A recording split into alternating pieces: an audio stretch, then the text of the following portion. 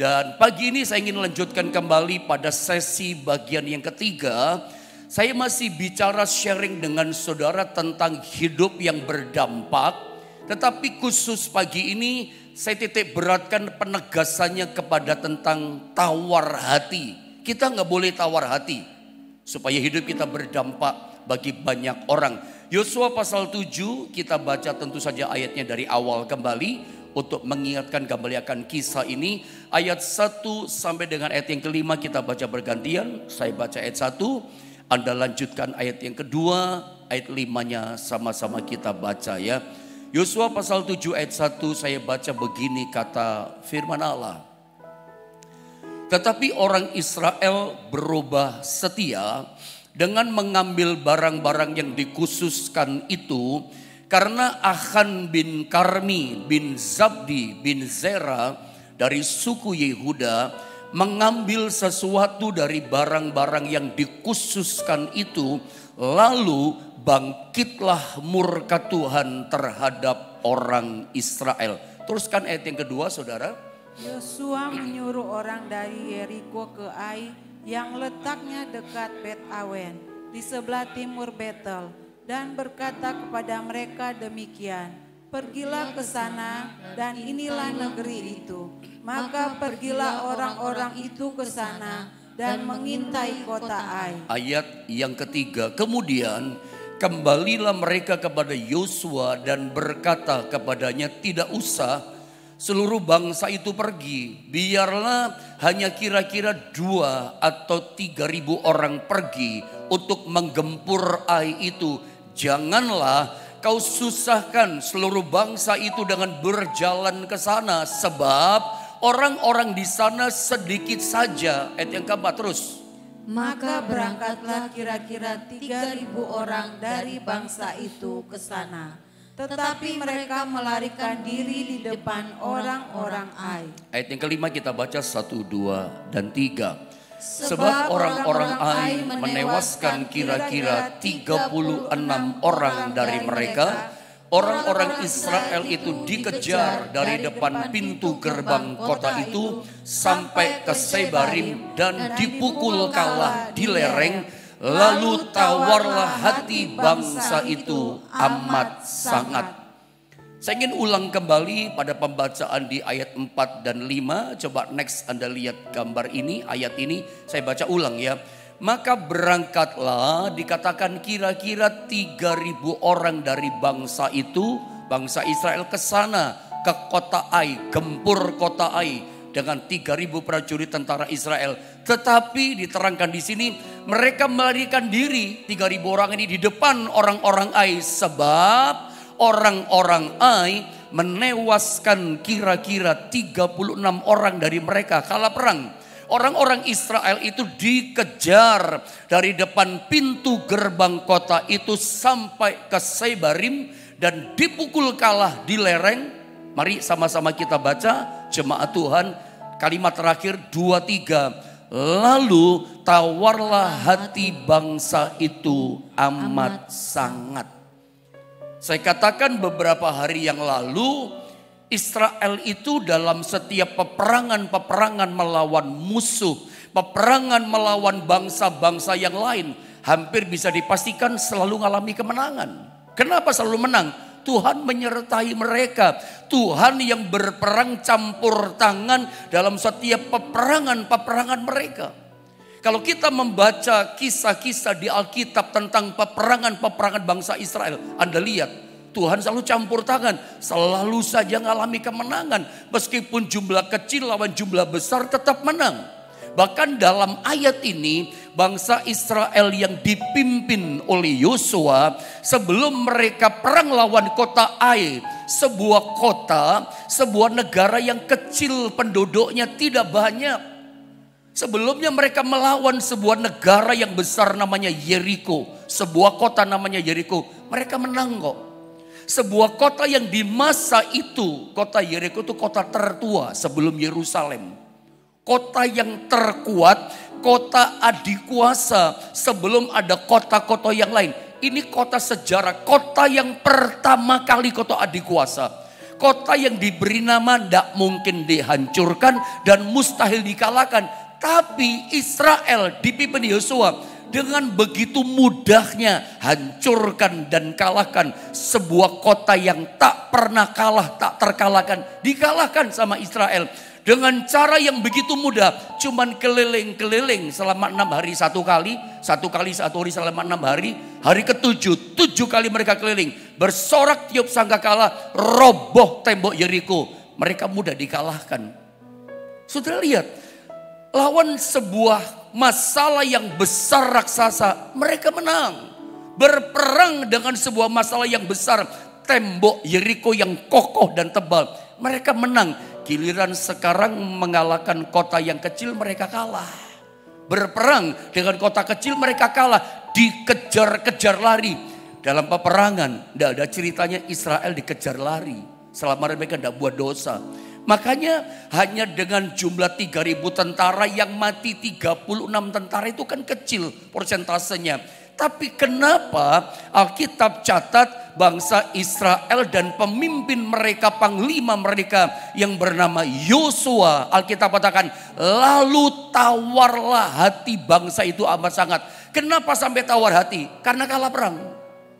Dari sini kita mengerti, nanti pun saya coba terangkan penyebab dari seorang anak Tuhan. Kenapa dia tawar hati? Karena dia kalah dalam peperangannya. Kenapa orang tawar hati? Saya awali dengan begini. Karena mungkin dia berdoa, doanya gak ada jawaban. Dia punya problem, dia punya masalah. Sepertinya Tuhan gak campur tangan. Sepertinya Tuhan hanya berdiam diri saja. Gak ada tanda-tanda pertolongan. Berdoa tapi tidak ada tanda-tanda, sekecil apapun jalan keluar. Orang bisa tawar hati loh. Berdoa untuk kesembuhan kesehatannya, tidak ada tanda-tanda sembuh. Yang dilihat jasmaninya kok tambah parah sakitnya, kok tambah tidak ada jalan kesembuhan. Orang bisa tawar hati dalam menghadapi peperangan hidupnya. Seperti yang dialami bangsa Israel, mereka jadi tawar hati. Dan saya ingin kasih tahu sama saudara, Anda lihat gambar ini. Ini awal dasar saya mau bicara tentang tawar hati kepada saudara. Lihat ini, gambar ini penting, statement ini penting untuk Anda catat, ingat baik-baik. Kalau Anda gak punya kertas, ballpoint gak bisa catat, nih catat di hatimu besar-besar. Terpatri di hatimu besar-besar. Karena begini, tawar hati saya katakan adalah senjata iblis untuk hancurkan orang percaya. Saya ulang, setan untuk hancurkan iman orang percaya, hancurkan rohani orang Kristen pakai yang namanya tawar hati. Ini senjata andalan setan salah satunya. Maksud saya menyampaikan ini jadi awasan buat kita, jadi warning supaya kita aware, waspada. Waspada apa? Hati-hati dengan tipu muslihatnya setan. Hati-hati dengan tipu dayanya setan yang namanya tawar hati. Saudara mesti waspada. Tawar hati itu setan bisa masukkan di hati kita dengan berbagai macam cara dan situasi dan kondisi dan keadaan. Waspada, jangan tanpa kita sadari kita sudah kena panah api dan sejahat, tahu-tahu sudah tawar hati kita. Macam-macam hal orang bisa tawar hati. Misalnya saya kasih contoh keseharian supaya kita itu aware, waspada dengan tipu dayanya panah api si jahat yang namanya tawar hati. Hati-hati, waspada. Misalnya ya, seseorang misalnya lagi on fire ikut Tuhan. Semangat-semangatnya misalnya dia melayani Tuhan. Dia belajar melayani Tuhan. Dia berapi-api on fire, mengabdikan, menghamba hidupnya untuk Tuhan. Tiba-tiba dia dengar dari temannya, dia difitnah sama teman tim pelayanan. Tiba-tiba dari temannya dia dengar perkataan digosipin sama teman yang lain. Padahal belum tentu. Bisa jadi temannya adu domba. Tapi telinganya tipis merah. Lagi on fire, lagi seneng-senengnya, semangat dekat melayani Tuhan. Dengar difitnah sama tim pelayanan, digosipin sama tim pelayanan, langsung on fire, apinya langsung padam. Langsung dia berkata, mulai sekarang saya nggak mau lagi melayani Tuhan, saya berhenti Pak Pendeta melayani Tuhan, saya nggak kuat. Hati-hati, Hatinya tawar kenapa? Tipu dayanya setan. Bisa begitu. Bahkan seseorang anak Tuhan, dia itu lagi haus sama firman. Misalnya nih ya, bergairah sama firman.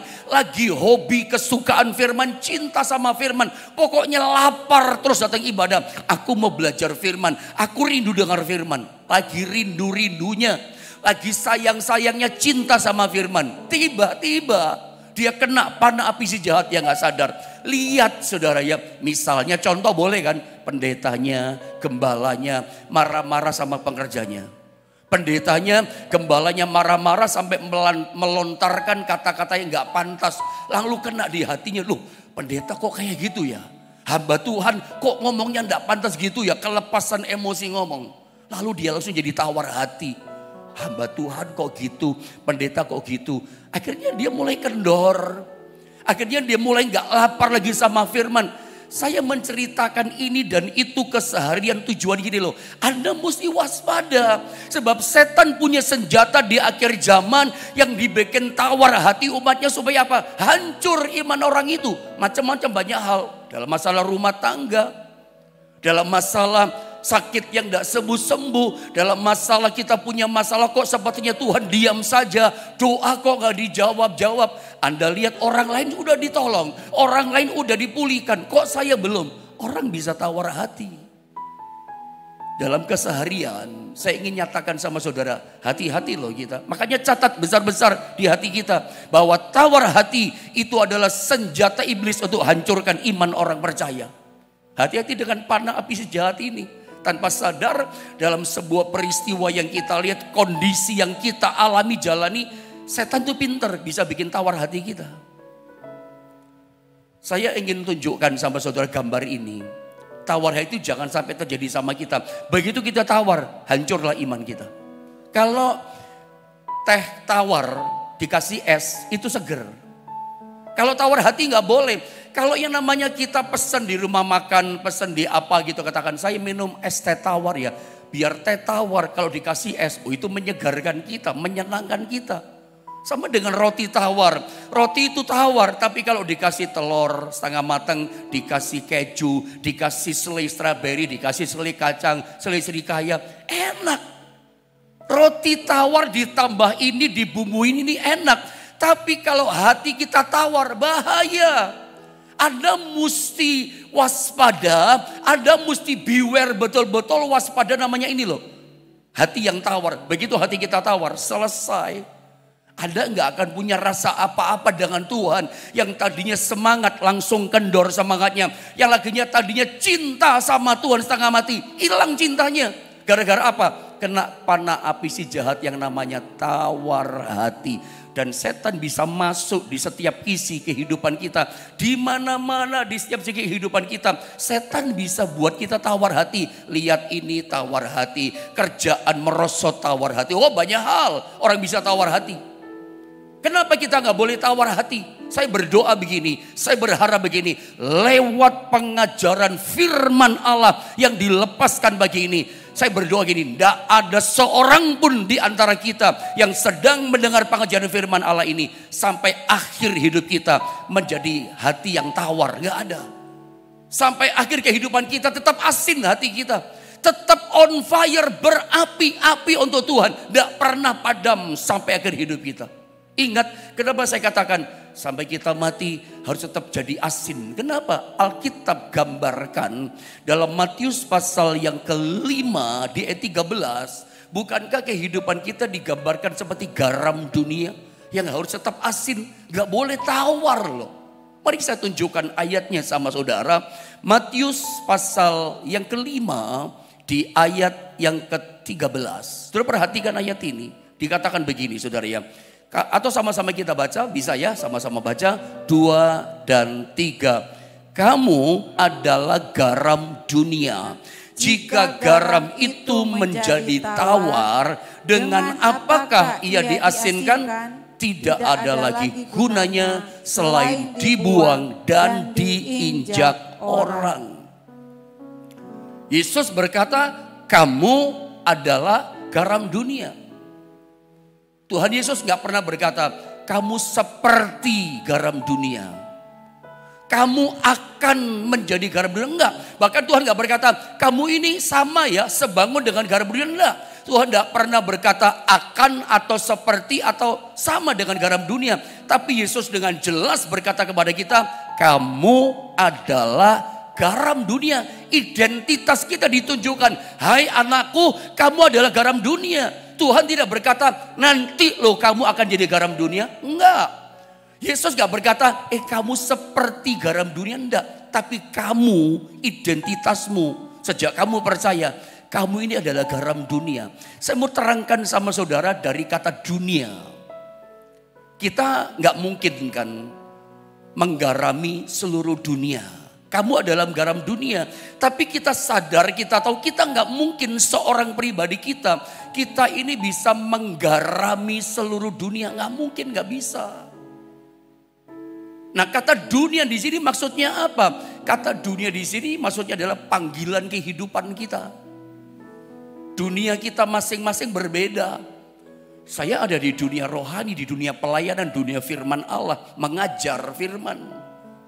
Saya harus bisa jadi garam di tengah-tengah dunia pelayanan saya. Anda mungkin dunianya berbeda panggilannya. Anda dunianya adalah bisnismen, perniagaan, perdagangan. Nah, jadi garam di dunia saudara. Garami dunia saudara. Ada yang dunianya di pendidikan. Ada yang di dunianya di dunia perpolitikan. Ada yang dunianya di pertanian dan seterusnya dan seterusnya. Nah, dalam panggilan skop dunia kita masing-masing, Tuhan katakan kita nggak boleh jadi garam yang tawar. Kita harus asin menggarami dunia di mana kita ada. Saya mau tunjukkan konteks Matius 5 ayat 13. Ketika Yesus katakan ayat ini kurang lebih ya sebutlah 2000 tahun yang lalu Yesus katakan ini. Tahukah saudara bahwa dalam konteks ayat ini garam di masa-masa itu lebih mahal daripada harga seekor kuda. Harga garam pada saat konteks ayat ini ditulis itu lebih mahal barangkali dari seekor bahkan 2 ekor kuda. Orang di zaman itu, di sejarahnya orang Indian itu tercatat mereka rela menukarkan 1 ekor kuda, 2 ekor kuda demi mendapatkan sekarung atau mungkin 10 kilogram garam, ya, ditukar dengan 2 ekor kuda. Kenapa? Bagi orang Indian kalau mereka punya 10 kilogram atau 1 karung garam itu bisa menggarami, mengawetkan daging binatang buruan mereka bisa berbulan-bulan disimpan.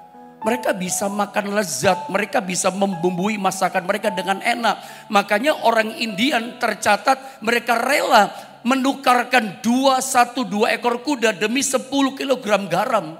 Artinya di masa-masa yang dulu pernah terjadi harganya garam lebih mahal daripada harga seekor kuda. Anda tahu harga seekor kuda sekarang berapa? Mahal banget. Garam di masa itu belum ada pabrik garam. Di masa 2000 tahun lalu belum ada garam meja, belum ada.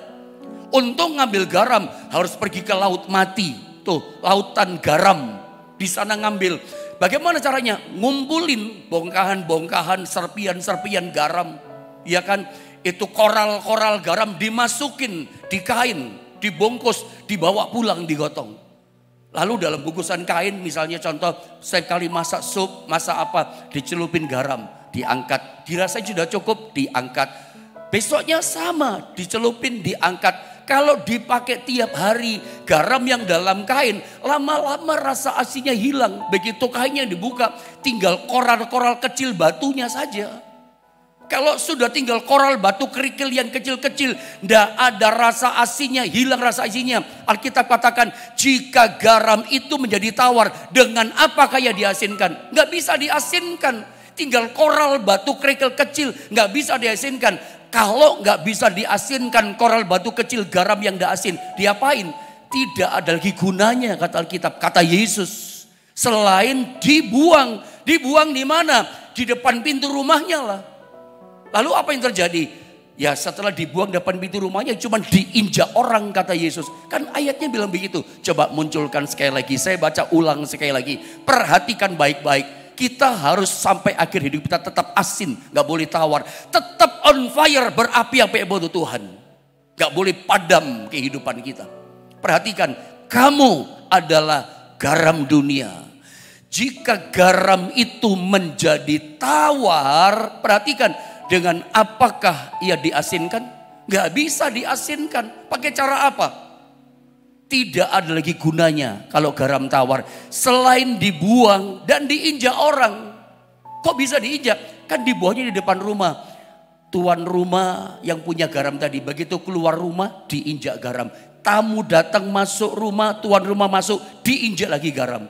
Ayat ini Yesus mengajarkan gini, kalau kita orang percaya, hati kita jadi tawar, gak asin lagi.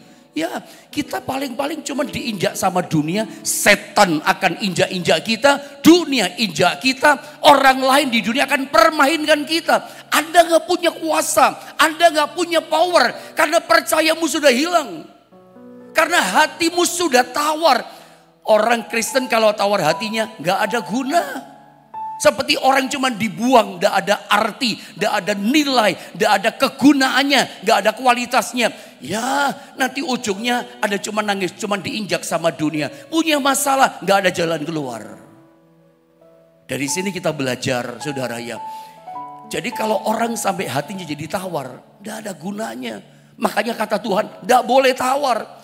Makanya lihat dalam peperangan bangsa Israel yang dipimpin Yosua, mereka menjadi tawar hati. Tawar hati bukan karena Tuhan tinggalkan mereka.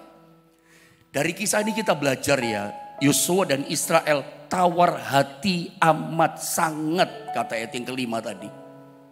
Karena mereka berpikir janjinya menang, janjinya perang lawan Ai, menang. Ada banyak orang, dengarkan saya pada titik bagian ini ya. Ada banyak kita ini lucu, tawar hati. Karena kita pegang erat janji kan. Saya mau kasih tahu sama saudara, sebetulnya bukan janji Tuhan yang penting, tapi pemberi janji itu yang penting sebetulnya. Nah seringkali kita itu seperti Saul. Saul itu janjinya kan kerajaannya sampai selama-lamanya adalah dari keturunan Saul kan. Tidak ada yang lain. Tapi ingat, hidupnya cuma pegang janji tapi tidak pernah pegang erat, dekat sampai pemberi janji. Bukan janjinya yang penting yang kita pegang. Si pemberi janji itu yang kita pegang sebetulnya. Ketika kerajaan Saul bergeser kepada yang namanya Daud, gak bisa terima Saul. Saul marah, dia kejar Daud, dia mau bunuh Daud. Beda dengan Daud. Daud pernah ngalami seperti Saul. Ketika dia dapatkan janji menjadi raja, diurapi menjadi raja atas Israel. Kita tahu cerita itu kan? Masih ingat? Saya potong cerita. Kemudian pada akhirnya, indah pada waktunya, Daud diurapi betul dan dia jadi raja betul atas seluruh Israel. Tapi Anda tahu dalam penggalan cerita kehidupan Daud, tiba-tiba ada seorang anaknya sendiri, sebutlah namanya Absalom, mengkudeta Daud. Daud gak tega bunuh anaknya. Saya selalu katakan, membunuh Absalom dengan pengikutnya perkara mudah buat Daud. Goliat saja dia bantai. Goliat yang ditakuti sama semua orang Israel termasuk raja pendahulu yaitu Saul. Daud bisa kalahkan, tidak ada takutnya. Orang ini pemberani, apalagi cuma melawan anaknya yang bau kencur, dia punya pengalaman perang. Mudah buat Daud ini pahlawan perang loh kemudian. Tapi dia akhirnya rela tinggalkan tahtanya. Dia rela angkat kaki tinggalkan istana. Karena dia gak mau bunuh darah dagingnya. Perang gak mau dengan darah dagingnya. Dia tinggalkan. Dalam salah satu doa Daud, Tuhan, kalau memang menurut Tuhan ini adalah baik, kerajaan jatuh ke tangan orang lain, gak apa-apa Tuhan.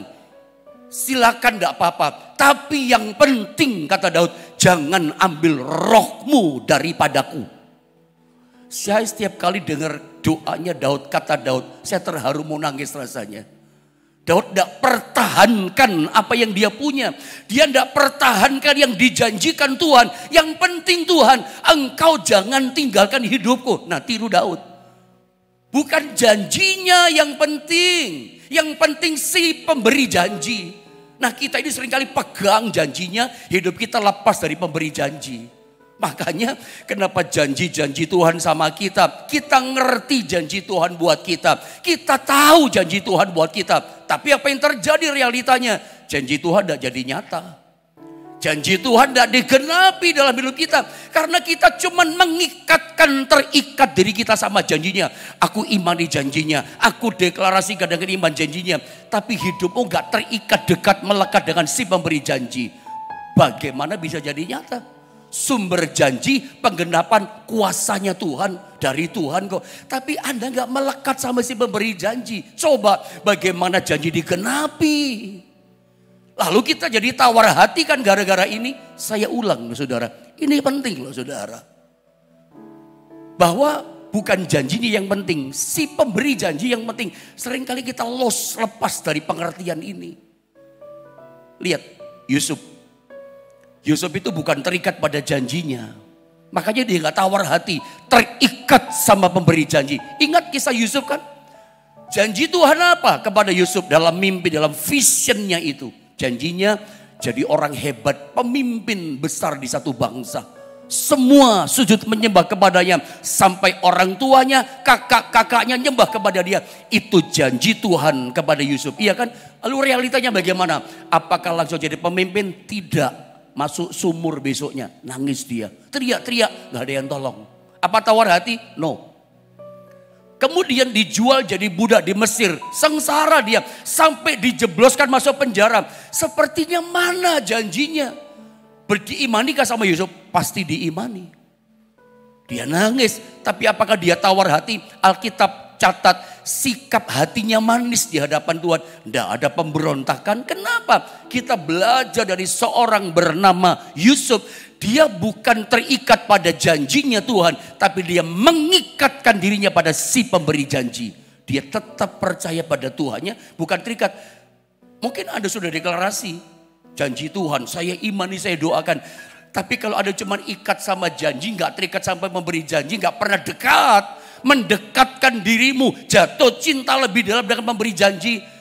Coba bagaimana janji digenapi ya. Belajarlah dari Yusuf. Walaupun janjinya belum jadi nyata, janji panjang hidupnya belum digenapi, dia nggak kecewa hatinya, dia nggak tawar hati, tetap percaya beriman pada si pemberi janji. Sampai pada waktunya dia jadi raja muda di tanah Mesir. Kenapa? Mengikatkannya pada pemberi janji. Hari ini kalau ada di antara saudara mulai tawar hati. Karena apa? Kok janji nggak digenapi, katanya sembuh kok belum sembuh. Jangan tawar hati loh. Tetap ikatkan dirimu bukan pada janjinya. Pada si pemberi janji. Aku percaya pada Tuhan. Tidak ada kekecewaan. Nah saya coba terangkan sama saudara. Apa itu tawar hati? Supaya jelas ya. Apa itu tawar hati? Tawar hati itu adalah hati kita udah gak ada rasa apa-apa dengan Tuhan. Kayak garam sudah gak asin. Gak ada rasa apa-apa. Cintanya mulai hilang. Tadi mengasihi Tuhan setiap ibadah. Lama-lama kendora di rumah aja lah. Lebih baik jalan-jalan aja lah. Jam-jam yang ibadah yang nilainya kekal. Kita tinggalkan untuk sesuatu yang fana. Sementara. Kita tukarkan label yang abadi dengan yang sementara. Kenapa? Kita mulai tawar.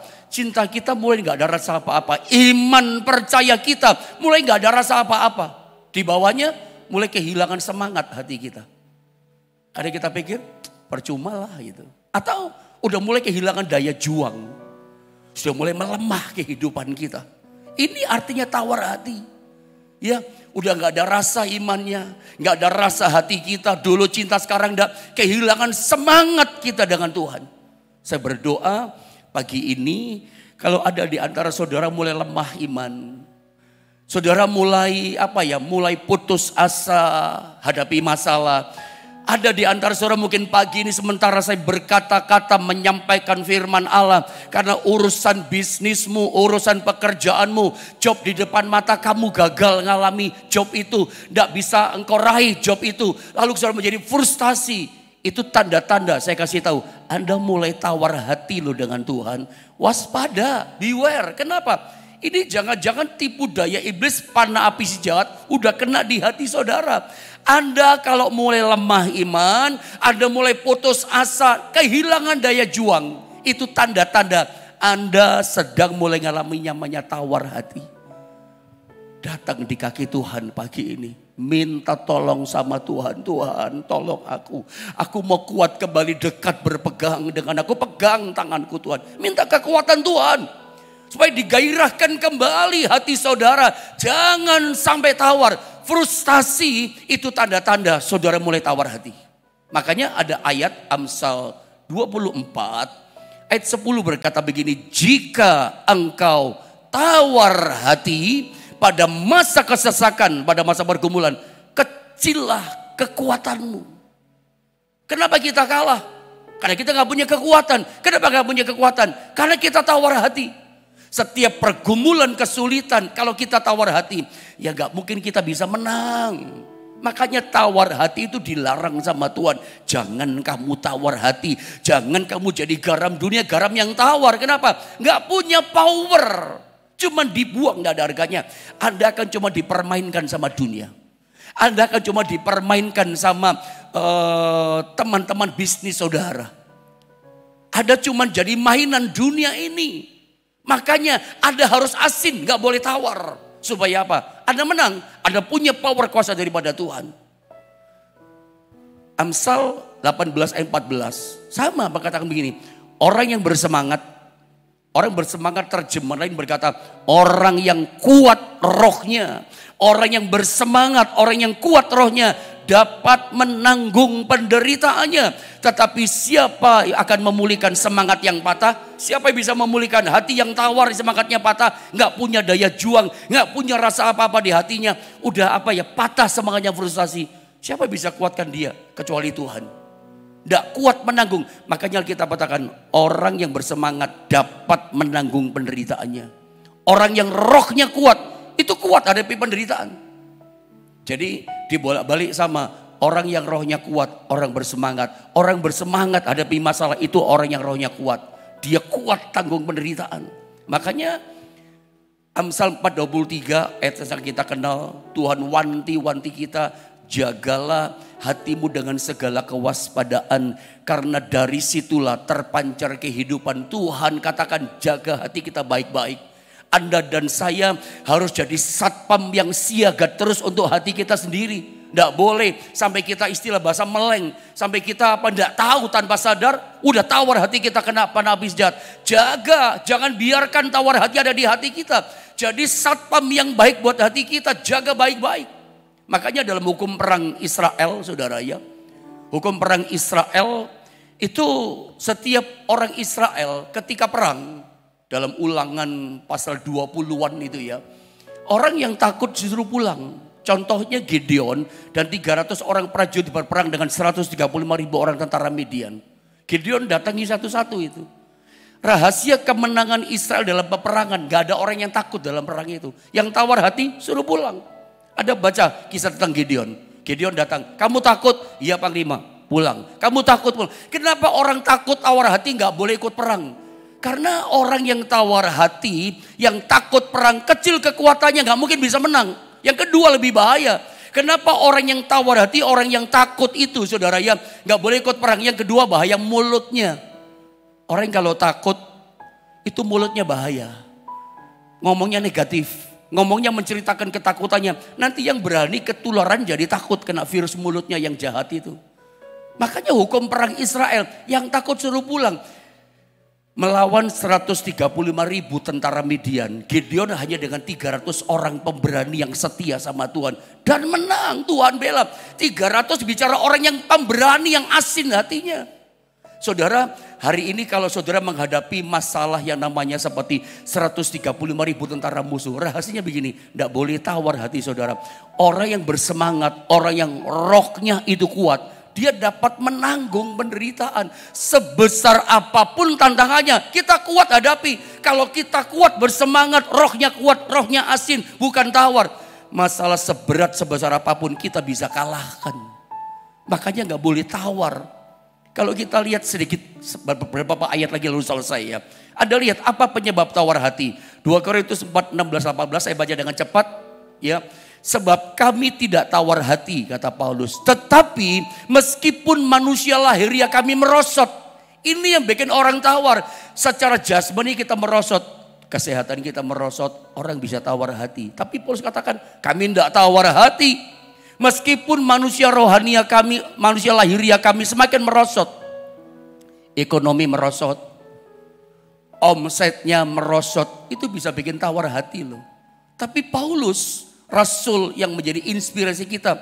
Sebab itu kami tidak tawar hati. Kenapa nggak tawar hati? Rohnya kuat, rohnya bersemangat. Bagaimana caranya? Roh bersemangat, saya baca ulang. Sebab itu kami tidak tawar hati, tetapi meskipun manusia lahiriah kami semakin merosot. Merosot tapi nggak tawar hati. Namun ini penyebabnya. Kenapa tidak merosot? Manusia batiniah kami, manusia roh kami, rohaniah kami dibaharui. Bukan seminggu demi seminggu, sebulan demi sebulan, dari sehari ke sehari. Penyebab daripada tawar hati itu kemerosotan. Secara jasmani merosot, kok gak kayak dulu ya kerjaan. Untungnya kok kayak gak dulu. Kesehatanku kok gak kayak dulu ya. Otomatis lah kita manusia itu rapuh, tambah umur ya tambah mudah kadang sakit, virus gampang kena sama kita. Ya memang itulah manusia. 70 tahun, kalau kuat 80 tahun kebanggaannya penderitaan, mulai sakit wajar.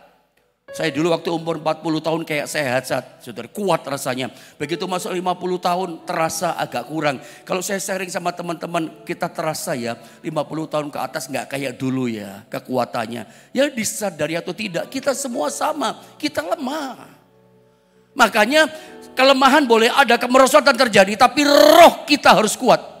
Makanya bangun, bagian terakhir saya mau katakan, bangun manusia roh kita itu sehari demi sehari. Tiap hari makan firman, tiap hari datang sama Tuhan. Saya percaya sampai akhir kehidupan kita, hati kita gak pernah tawar. Karena kita bisa memanage, kita bisa mengatur bagaimana roh kita kuat. Tiap hari aku perlu Engkau Tuhan, aku perlu firman supaya dibaharui sehari demi sehari. Bukan seminggu sekali. Makanya kita suka lihat orangnya ibadahnya sebulan sekali, kena masalah merosot, tawar hati. Dengar ini merosot, dengar ajaran ini gampang sekali disesatkan. Kenapa? Karena mudah tawar hati. Karena roh kita, iman kita butuh dibaharui sehari demi sehari. Belajar dari Paulus, bagaimana kita gak tawar hati sampai akhir kehidupan kita. Tiap hari kita datang pada Tuhan. Saya berdoa, setiap kita dapat menanggung, bahkan menang menghadapi setiap persoalan kita. Mari kita sama-sama berdoa, saudara, kita menyembah Tuhan.